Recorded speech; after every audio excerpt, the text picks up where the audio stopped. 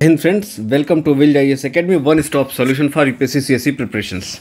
आज 27 दिसंबर आज के ट्यूटोरियल को डिस्कस करेंगे। सेम पैट रहेगा। देखिए, कुछ एक चीज़ें जो कुछ एक क्वेरीज आ रही हैं, तो मैंने ऑलरेडी बताया भी हुआ कि जो कॉन्टैक्ट डिटेल्स है वहाँ कॉन्टैक्ट करिए। इंटरव्यू रिलेटेड प्रोग्राम भी हमारा आ रहा है, तो जो इस बार मेंस दिया हुआ है, डेट जो भी आएगी हम देख लेंगे। इसके बाद जो प्रीलिम्स के लिए और एससीएस दोनों के लिए हमारा क्रैश कोर्स है, तो आप अवेल करिए। फी कोई बहुत मायने नहीं रखती, फी बड़ा हमारे लिए चैलेंज नहीं है। इस तरीके की फी है कि जो भी पढ़ना चाहे उसके लिए कभी ये बैरियर नहीं होने वाला। स्टार्ट करते हैं इस आर्टिकल को। एक इंडिया का प्लेन था जो निकारागुआ के लिए जा रहा था, और अचानक से फ्रांस के पास एक इंफॉर्मेशन पहुंचती है कि जो प्लेन है इसके अंदर ह्यूमन ट्रैफिकिंग की जा रही है। मैक्सिमम लोग जो पूरे के पूरे हैं ह्यूमन ट्रैफिकिंग के ट्रैप में फंसे हुए हैं।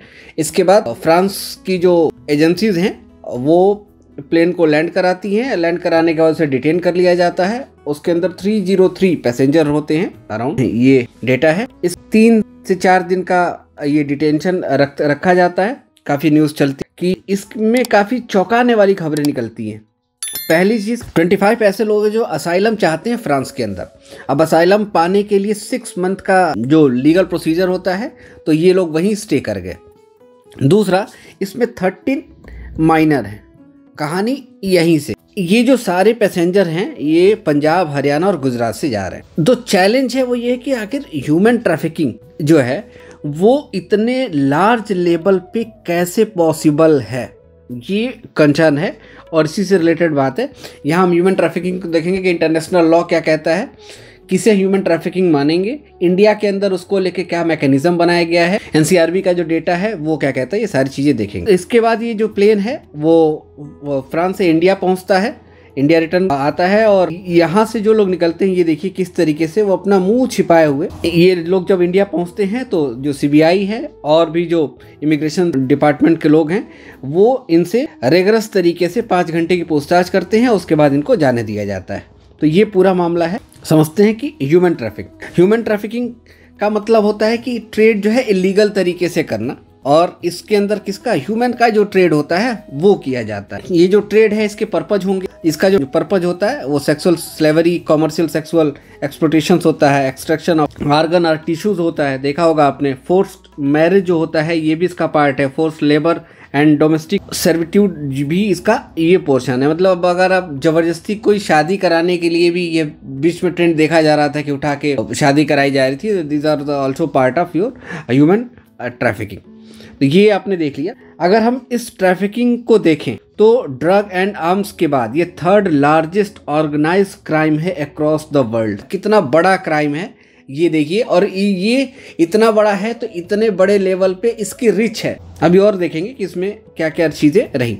NCRB, national crime record bureau का जो डेटा है 2022 का, उसमें कहता है कि 6500 जो ह्यूमन है वो ट्रैफिक विक्टिम जो है आइडेंटिफाई किए गए थे, और जिसमें से 60% जो है वीमेन और गर्ल्स हैं, 60%। इसके साथ एक और भी बात है कि जो एक्चुअल नंबर है वो मच लार्जर हो सकता है। रीज़न कि बहुत सी ऐसे रिपोर्ट्स हैं, आपको पता है कि इंडिया के अंदर औरतों से रिलेटेड कोई कंसर्न्स आते हैं, उसको आदमी लेके नहीं जाता, फिर शादी कैसे होगी, सोसाइटी में हमारी इज्जत का क्या सवाल होगा। इस तरीके के जो चैलेंजेस हैं वो फेस करने पड़ते हैं। इस वजह से ये आइडेंटिफाई नहीं हो पाते और इनके डिटेल्स नहीं निकल पाते। चलिए ह्यूमन ट्रैफिकिंग के बारे में देखें तो इंडियन कॉन्स्टिट्यूशन का आर्टिकल 23(1) इसके प्रोहिबिशन से रिलेटेड बात करता है, और ऑलरेडी ये फंडामेंटल राइट का पार्ट है, तो ये आपके लिए और इम्पोर्टेंट हो गया।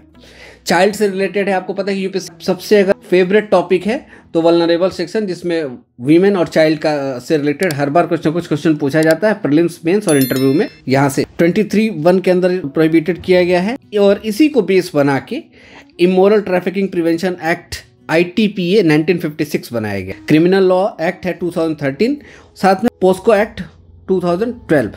अब पोस्को यहाँ बहुत इंपॉर्टेंट हो जाता है क्योंकि जो जितने विक्टिम होते हैं ये अंडर 18 होते हैं, मीन्स ये माइनर होते हैं, और वहाँ पोस्को की जो इम्पोर्टेंस है वो बढ़ जाती है, क्योंकि पोस्को एक हार्डर तरीके का एक्ट है और अगर इसमें कोई डिटेन होता है तो उसके लिए परेशानी लंबी होगी। ठीक है, ये आसानी से इसके अंदर बेल भी नहीं मिलेगी और इसको डील करना इतना आसान नहीं होता। ठीक है, इसमें कई तरीके के जो न्यू मेथड हैं उसको भी इसके अंदर डाला गया है, जिसमें सिंबल्स दिखाना या पर्टिकुलर किसी हुटिंग करना, दिस आल्सो द पार्ट। यहाँ पोस्को जो है वो काफ़ी इंपॉर्टेंट है। और भी जो स्पेसिफिक लेजिस्लेशन इनेक्टमेंट हैं जिसके अंदर आता है trafficking women and children prohibition of child marriage act 2006। दूसरा bonded labour system evolution act 1976, दोनों इंपॉर्टेंट है हमारे लिए। Child labour prohibition and regulation act 1986 और transplantation of human organ act 1994। ये चारों के चारों जो हैं ये इसके साथ एड ऑन होते हैं, आपको पता होना चाहिए। और इसके साथ ही जो स्टेट गवर्नमेंट है उन्होंने भी स्पेसिफिक लेजिस्लेशन बना रखा है इस तरीके की सिचुएशन को डील करने के लिए, जिसमें Punjab prevention of human smuggling act 2012 भी है। अब अनफॉर्चुनेटली पंजाब बहुत बड़ा विक्टिम भी है इसका। अगर हम देखें तो इंडियन गवर्नमेंट ने भी इसको लेके काफ़ी काम किया हुआ है और कॉम्बैट ह्यूमन ट्रैफिकिंग के लिए ATC एंटी ट्रैफिकिंग सेल बना रखी है। ये मिनिस्ट्री ऑफ होम अफेयर्स के अंडर में काम करती है, जो स्टेट के साथ जुड़ी हुई है। स्टेट और यूटी के साथ ये कोऑपरेट करती है। उसकी नोडल ऑफिसर्स उसके साथ बैठ के इस क्राइम को देखते हैं, उनको डील करते हैं, जो भी उसके चैलेंजेस हो रहे हों, जो भी चीज़ें हो रही होती है यहाँ देखा जाता है। साथ साथ में time to time human trafficking से रिलेटेड एडवाइजरी भी जारी की जाती है MHA के द्वारा। एक prevention of crime and human trafficking 2009 में किया गया था, फिर क्राइम अगेंस्ट चिल्ड्रन डेट 10 में किया गया, मिसिंग चिल्ड्रन डेट 12 में किया गया, prevention and combating cyber crime against children 12 में किया गया। देखिए साइबर क्राइम इस समय काफ़ी इंपॉर्टेंट है। डीप फेक का जो कॉन्सेप्ट है, देखिए आपने PM साहब ने भी इस बात को कई बार उठाया है, तो ये सब देख के चलते रहिए। ह्यूमन ट्रैफिकिंग और ऑर्गेनाइज क्राइम 12 के बारे में एडवाइजरी है। Prevention and combating human trafficking in India dealing with foreign nations 2012 से रिलेटेड बातें हैं। SOP आया handle trafficking of children and child labour 13 में, और web portal on anti human trafficking 14, और इसके साथ ही associate SSP and BSF in crime meeting के लिए भी एडवाइजरी। इतनी एडवाइजरी के बाद भी आपको पता है कि हर 5वां बच्चा ह्यूमन ट्रैफिकर की नज़र में होता है, और अगर बच्चा चला गया तो उसको मतलब कि रिकवरी की पॉसिबिलिटी है वो 20% से भी कम है। तो ये बहुत कॉमन है और इसके ऊपर बहुत सतर्क रहने की ज़रूरत है। आगे बात करें कि ये तो हो गई कि हमने MHA के एडवाइजरी को रिलेटेड बातें करी। MHA ने अपनी कैपेसिटी बिल्डिंग से रिलेटेड भी काम किया हुआ है। रीजनल लेवल पे, स्टेट लेवल पे, डिस्ट्रिक्ट लेवल पे भी ह्यूमन ट्रैफिकिंग को कॉम्बैट किया जाए, उसके लिए पुलिस और लॉ इन्फोर्समेंट एजेंसियां हैं, उनके साथ जनरल अवेयरनेस प्रोग्राम भी चलाने, ट्रेनिंग प्रोग्राम चलाने के से रिलेटेड भी बात की गई है। कैपेसिटी बिल्डिंग रिलेटेड वर्क किया गया है। अराउंड 270 डिस्ट्रिक्ट के अंदर ये वर्क किया जा रहा है। जुडिशियल कोलोकियम भी है जिसे संगोष्ठी बोलते हैं, और ये सीधे हाई कोर्ट इसे डील करता है ताकि ह्यूमन ट्रैफिकिंग से रिलेटेड जो ट्रायल कोर्ट के ऑफिसर्स हैं उसकी जो सेंसिटिविटी है उसको समझ पाएँ। इसी से रिलेटेड कई तरीके के कंसर्न्स और स्पीडली जो कोर्ट प्रोसेस होता है इसको करने से रिलेटेड बात की गई है। अराउंड 11 हो गया है, 12 ये तो खैर नंबर आपके लिए बहुत मायने नहीं रखता है, लेकिन ये एक रोल है कि जुडिशरी का जो रोल है इसमें इंपॉर्टेंट है, और जुडिशरी काफ़ी एक्टिवली पार्टिसिपेट कर रही है ह्यूमन ट्रैफिकिंग को डील करने में। अब हम बात करते हैं इंटरनेशनल लेवल पे कौन से कन्वेंशन है जो ट्रैफिकिंग के लिए बने हुए हैं और इंडिया उसके साथ एसोसिएट है। तो United nation convention of transitional और ऑर्गेनाइज क्राइम UNCTOS इसके साथ इंडिया सिग्नेटरी है, उसने रेक्टिफाई किया हुआ है। सार कन्वेंशन भी इंडिया ने किया हुआ है सार कंट्रीज़ के साथ, और बाइलेटरल मैकेनिज्म है जो हमारे नेबर्स हैं या कोई पर्टिकुलर कंट्रीज़ है उनके साथ भी हमारे मेमोरेंडम ऑफ अंडरस्टैंडिंग MOU भी है, जो हमारे जिनके अंदर अब जब कभी ह्यूमन ट्रैफिकिंग होती है तो उनके रेस्क्यू के लिए, रिकवरी के लिए, रीइंटीग्रेशन के लिए हम इसको साइन करते रहते हैं और ये चीज़ें होती है। तो मैंने आपको बताया कि नेशनल इंटरनेशनल लेवल पे क्या होता है, NCRB का डेटा कैसे काम क्या कह रहा है, ये आपके तो सारे लीगल एक्सपेक्ट थे। इसके इथिकल डायमेंशंस भी हैं। तो इथिकल डायमेंशंस, एक केस स्टडी खुद सोचिए कि आप कहीं सेलेक्टेड ऑफिसर हैं और आपका जो एरिया है वो हाईली सेंसिटिव है ह्यूमन ट्रैफिकिंग से, और वहाँ की जो लोकल ट्रेडिशन है वो ह्यूमन ट्रैफिकिंग को सपोर्ट करते हैं। तो how can deal with this kind of situation. आपको इसके ऊपर एक केस स्टडी लिखनी है। आंसर कमेंट बॉक्स में, टेलीग्राम चैनल पे, या आप जो हमारा व्हाट्सएप चैनल है उस पर आप डाल सकते हैं। नेक्स्ट देखते हैं, अभी जो INS इम्फाल जो कमेंस किया गया, कल की ही बात है, ये 75% इंडिजीनियस कंटेंट है इसके अंदर। तो जो हमारी इंडिया की जो मैरीटाइम पावर है को सेफगार्ड करेगा नेशनल इंटरेस्ट के लिए। देखिए, वेपन का ये मतलब नहीं होता कि हमें किसी को, वेपन आपको प्रोटेक्शन प्रोवाइड करते हैं, स्ट्रेंथ प्रोवाइड करते हैं, पावर देते हैं। इसका निगेटिव इम्पैक्ट है कि वो किसी के ऊपर फायर किए जाएंगे ना। सबसे पहले वो आपको प्रोटेक्शन देंगे, ये पॉजिटिव एस्पेक्ट है वेपन का। तो इसे इस तरीके से समझना है। ये मिसाइल डिस्ट्रॉयर है INS इम्फाल, और मुंबई में, चूंकि मुंबई में वेस्टर्न कोस्ट का जो हेड ऑफिस है वहाँ मुंबई में है, इसीलिए आपको ये पता होना चाहिए। हो सकता है कि क्वेश्चन इसे पूछ ले, एक रिलेट करके कुछ डाल दे। जो हमारा प्रिंसिपल है, जल में वश्यम बल में तस्यम, one who control the sea is all power. यहाँ से ये पावर प्रोवाइड करता है। चूंकि ये 75% इंडिजीनियस कंटेंट से बना हुआ है, इसके अंदर sophisticated state of art weapon लगे पड़े हैं, सेंसर्स हैं, including surface to surface missiles लगी है, सरफेस टू एयर मिसाइल्स लगी पड़ी है, एंटी सबमरीन वॉरफेयर भी है, रॉकेट लॉन्चर, टॉर्पीडो लॉन्चर भी लगे पड़े हैं, हेलीकॉप्टर्स, रडार, सोनार, इलेक्ट्रॉनिक वॉरफेयर सिस्टम भी इसके अंदर लगा हुआ है। और साथ में अगर हम इसके साथ इक्विपमेंट लगे पड़े हैं जो न्यूक्लियर, बायोलॉजिकल और केमिकल वॉरफेयर की कंडीशन में भी मदद करते हैं। ये डिस्ट्रॉयर है और पार्ट है प्रोजेक्ट 15B का। प्रोजेक्ट 15, 15A और 15B, ये 3 पार्ट रहे डिस्ट्रॉयर का, और उन्हीं के अंदर इसको INS इम्फाल नेम इसका इंपॉर्टेंट हो जाता है। रीज़न, पहली बार नॉर्थ ईस्ट के किसी जगह से इसको रिलेट किया गया है, तो ये थोड़ा सा इसको याद रखिएगा, ये आपके लिए इम्पॉर्टेंट हो जाएगा। इसके बाद जो है INS सूरत आएगा इसी प्रोजेक्ट के अंदर, प्रोजेक्ट 15B के अंदर में। ये पहला है INS विशाखापट्टनम, और उसके बाद मोरमुगान, और तीसरा है इम्फाल, और चौथा है सूरत आएगा। ये याद रखिएगा, प्रोजेक्ट का नाम लेके क्वेश्चन पूछ सकता है। नेक्स्ट आर्टिकल देखते हैं। देखिए, जो ग्रेजुएट हैं वो फेस कर रहे हैं अनएम्प्लॉयमेंट से रिलेटेड ये डेटा है। इस डेटा में बेसिक चीज़ें हैं और वो आपके इन्हेंसमेंट के लिए यूज़फुल हैं। जो ऑफिशियली डेटा शो किया जा रहा है नेशनल अनएम्प्लॉयमेंट का, वो ये कहा जा रहा है कि 2017-18 में 6.1% था, जो 2022-23 में 3.2 हो गया।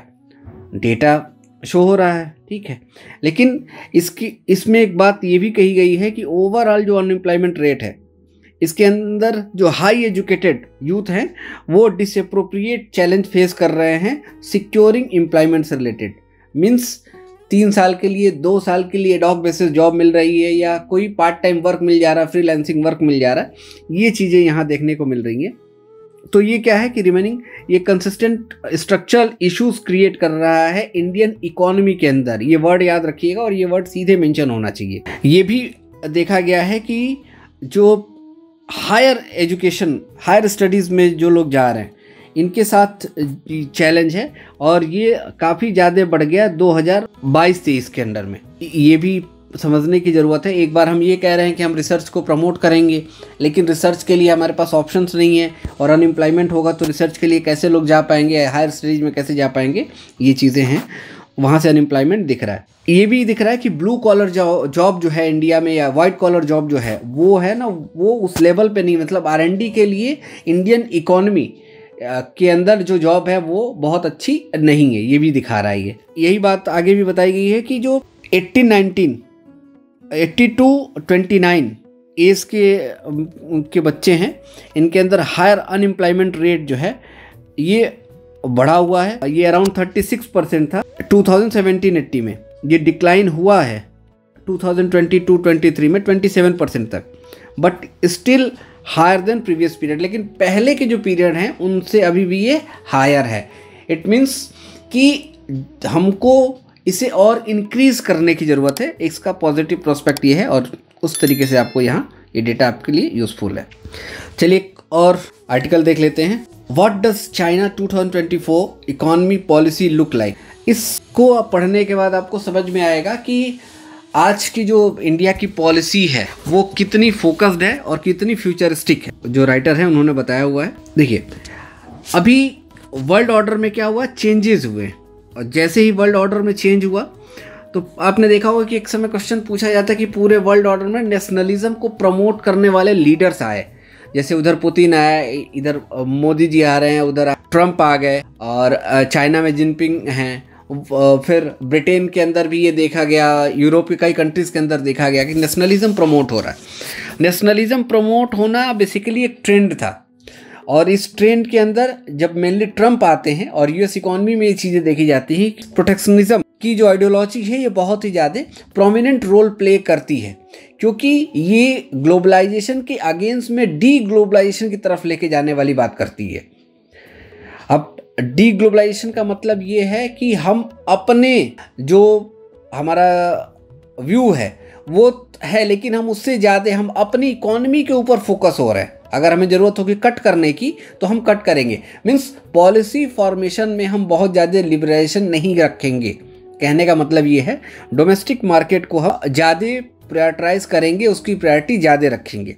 डी रिस्किंग का कॉन्सेप्ट यहीं से निकल के आता है, और इसी को चाइना अपने वर्ड में कह रहा है कि this is a new pattern of development. देखिए, जब आदमी पावरफुल होता है या कंट्री पावरफुल होती है तो वो हर चीज़ को अपने न्यू नेम के अकॉर्डिंग रखता है, और यही सिचुएशन चाइना की भी है। इंडिया में भी ये थी, इंडिया जब पावरफुल रहा तो ये चीज़ें रहीं, और अब इंडिया की भी जो पॉलिसी है उसी तरीके से उसी वे में जा रही है। इन्होंने क्या किया हुआ है, ये मेनली ये चाह रहे हैं कि हम इंटरनेशनल ट्रेड को मैनेज करते हुए डोमेस्टिक मार्केट को भी बैलेंस करेंगे।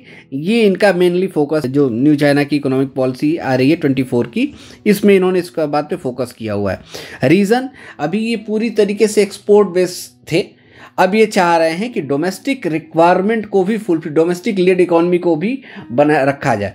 इंडिया ऑलरेडी इसके ऊपर काम कर रहा है, आत्मनिर्भर भारत, लोकल फॉर वोकल आपने देखा है ना। हम ऑलरेडी कह रहे हैं कि हम अपनी मार्केट की डिमांड को सेल्फ फुलफिल करें, इसके बाद हम आगे की तरफ देखें। तो ये सस्टेनेबल इकोनॉमी का एक इंडिकेशन है। ये भी दिखा रहा है कि जब वर्ल्ड ऑर्डर में किसी तरीके से, देखिए वर्ल्ड ऑर्डर में दो चैलेंज आपको दिख रहे हैं। एक अनसर्टेन जो डिजीजेज चल रही हैं, है ना, वो कब किधर कोरोना टाइप के कंसर्न्स क्रिएट हो जाए, पेंडेमिक सिचुएशन आ जाए, नहीं पता, है ना। सेकेंड थिंग, वॉर की सिचुएशन वर्ल्ड ऑर्डर में चल रही है। कब साउथ चाइना सी में वॉर शुरू हो जाए, कब रेड सी के अंदर अटैक होने शुरू हो जाएं, कब जो मिडिल ईस्ट में कंसर्न्स क्रिएट हो जाएं। तो इस पूरी सिचुएशन को देखते हुए जो ये पॉलिसी है, ये लोकल लोगों के सपोर्ट की, मीन्स अब जो प्रोटेक्शनिज्म की जो पॉलिसी है ये काफ़ी हद तक एप्रोप्रिएट है, और इसके अंदर यही सस्टेन कर पाएगी। भाई कल के डेट में पूरी मार्केट बंद हो गई, जैसे कोरोना की सिचुएशन आई, तो फिर क्या हुआ, हम अपने सेल्फ डिपेंडेंट अगर हम नहीं होते तो हम तो बर्बाद हो जाते, हम तो ख़त्म होने के कगार पे खड़े हो जाते, है ना। लेकिन ऐसा नहीं हुआ, यही बात है। इसके अंदर हमें एग्रीकल्चर को प्रमोट करने की ज़रूरत है। चाइना भी ये काम कर रहा है, एग्रीकल्चर सेंटर, इनोवेटिव सेंटर को बढ़ा रहा है, उनको फिजिकल पॉलिसी के अंदर उनको कंसेशन प्रोवाइड कर रहा है, टैक्स रिबेट दे रहा है, मीडियम स्मॉल एंटरप्राइजेस को प्रमोट कर रहा है, इंटरेस्ट रेट डिस्काउंट कर रहा है, लोकल गवर्नमेंट को प्रमोट कर रहा है। ये सारे वो भी काम कर रहा है। ऑलरेडी इंडिया इसके ऊपर काम कर रहा है। आपको इससे ये समझ में आया होगा कि इंडिया की जो पॉलिसी है वो कितनी विजनरी है। इंडिया इस बात को पहले से समझ रहा है, और इंडिया लास्ट 10 ईयर से इसी के ऊपर पूरी तरीके से फोकस होके काम कर रहा है। अब इसके अंदर देखिए, टूरिज्म को भी आप ऐड कर सकते हैं, हेल्थ सेक्टर को भी देख सकते हैं, इंफ्रा को भी देख सकते हैं, ये सारी चीज़ें लिंक है। टूरिज्म को देख लीजिए, अगर इंडिया का ही टूरिज्म इंडिया के लोग ही मैनेज कर लें तो हम काफ़ी हद तक हमें जो एम्प्लॉयमेंट रिलेटेड जो कंसर्न आ रहा है वो मिनिमाइज हो जाएगा। छोटा सा एग्जांपल देख लीजिए, जब से कोरोना का टाइम ख़त्म हुआ है तब से जब भी जो फेस्टिवल का सीज़न होता है वो कितना ज़्यादा हेवी क्राउडेड हो जाता है। अभी कल परसों की न्यूज़ है कि देखिए हिमाचल और शिमला में जो पूरी रोड है वो 7 आवर 10 आवर का वो वहाँ उसमें ओवर क्राउड हो गई, जाम लग गया। हमारी इकोनॉमी बैलेंस कर रही है, जबकि इस समय हिमाचल की सिचुएशन क्या थी कि हाई फ्लड की वजह से हिमाचल पूरी तरीके से बर्बाद हो गया था, अराउंड 10 ईयर पीछे चला गया था। अब इस तरीके से टूरिज्म अगर वहाँ डेवलप हो रहा है, लोग जा रहे हैं, तो वहाँ के लोकलाइट लोगों को ही तो फायदा मिलेगा इसका। आई थिंक आपको चीज़ें क्लियर हो रही होंगी। ऐसे ही गोवा के बारे में है ना, इसको आप इससे भी जोड़ सकते हैं कि जो अलग अलग तरीके की जो कनेक्टिविटी हमने बनाई, वंदे भारत ट्रेनें हम चला रहे हैं, हाई स्पीड ट्रेन चलाने के कॉन्सेप्ट को जोड़ रहे हैं, कॉरिडोर हम बना रहे हैं, ये सारी चीज़ें एक दूसरे से लिंक आ रही हैं और यही कह रही है कि जो आपकी इकॉनमी है वो कितनी मजबूत हो रही है, वो कितनी एडवर्स सिचुएशन को झेलने की क्षमता रखती है, उतना ही आप पावरफुल होंगे। कल मैंने आपको लोन वाली भी सिचुएशन में समझाया था कि किसको लोन, वर्ल्ड ऑर्डर में अगर जीडीपी के ऊपर जो लोन का कॉन्सेप्ट आ रहा है पर हेड के हिसाब से जो बताया जाता है कि 60% 70%, तो कौन सी इकॉनमी सस्टेन करेगी, उसका एक नेक्स्ट फेज है, उसी से रिलेटेड बातें, उसका एक नेक्स्ट फेज है। तो आई होप आपको पूरी क्लियरिटी मिली होगी कि किस तरीके से जो इस समय की इंडिया की इकोनॉमिक पॉलिसी है वो हमारे लिए प्रोग्रेसिव है, फ्यूचरिस्टिक है। हाँ, ये मैं बिल्कुल नहीं कह रहा कि इसमें चैलेंजेस नहीं है, lot of challenges are there, क्योंकि अभी भी हमारी जॉबलेस जो ग्रोथ है वो हमारे लिए बहुत बड़ा हर्डल है। रीज़न बीइंग हम सबसे ज़्यादा यंग कंट्री हैं, सबसे ज़्यादा हमारे पास वर्किंग एज ग्रुप के लोग हैं, और इनको जॉब नहीं मिलेगी तो हमारे लिए फ्यूचर में सिविल वॉर की सिचुएशन खड़ी हो सकती है। It's a not small thing, it's a really very big challenge. इसको टैकल करने की ज़रूरत है। करप्शन है, गुड गवर्नेंस के नाम पे जो हम कई तरीके के जो प्राइवेटाइजेशंस को हम प्रमोट कर रहे हैं, है ना, वो चीज़ें देखने की, ऐसा नहीं कि चैलेंजेस नहीं है, लैकुना नहीं है, लेकिन उसके बाद भी हम सस्टेन कर गए और हम आगे बढ़ते चले जा रहे हैं। ये हमारे लिए पीठ थपथपाने वाली चीज़ है। तो thank you so much, God bless you all. आज के लिए इतना ही, कल के टॉपिक पे मिलते हैं कुछ और चीज़ों के साथ। तब तक के लिए अपनी स्टडी को कंटिन्यू रखिए और कोई भी कंसर्न हो तो आप हमें कांटेक्ट करिए। God bless you all.